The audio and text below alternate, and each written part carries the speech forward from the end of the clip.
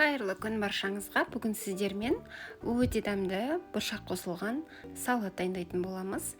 Бізге осындай қызыл бұршақ қажет болады. Мен оны алдын ала пісіріп алдым.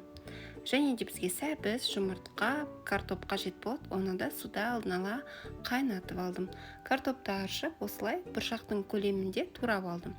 Және де бір жұмыртқаны ұсақтап турап аламыз. Сәбізді де солай төрт-бүштеп ұсақтап тураймыз.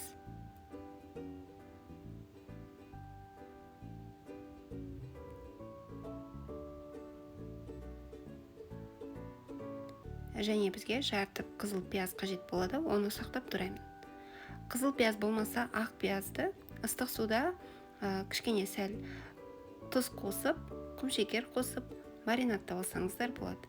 Қиярды да осылай ұсақтап тураймыз. Қиярдың орнына маринадталған қияр пайдалансаңыздар болады, яғни свежий қияр болмаса.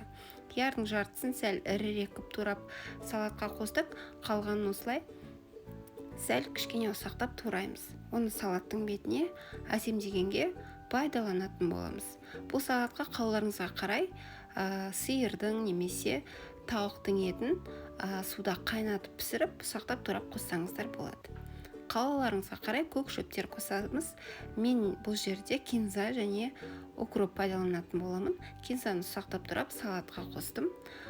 Укропты, яғни аскөкті ұсақтап турайым.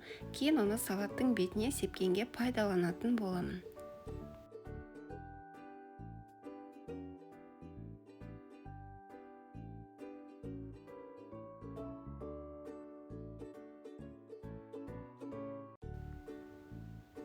Және де салаттың сәл дәмі ерекше әдемі болу үшін қара бұрыш қосамын, және де дәміне қарай тұз қосамын.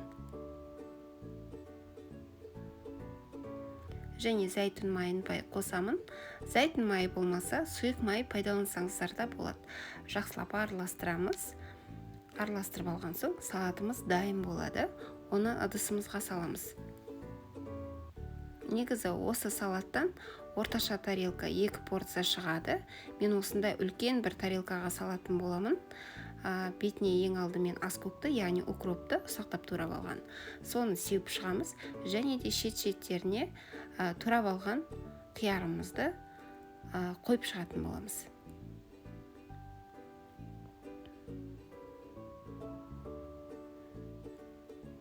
Және де майонезді кондитерлік қалташаға салып алып, осылай жолақ жасап шығамын.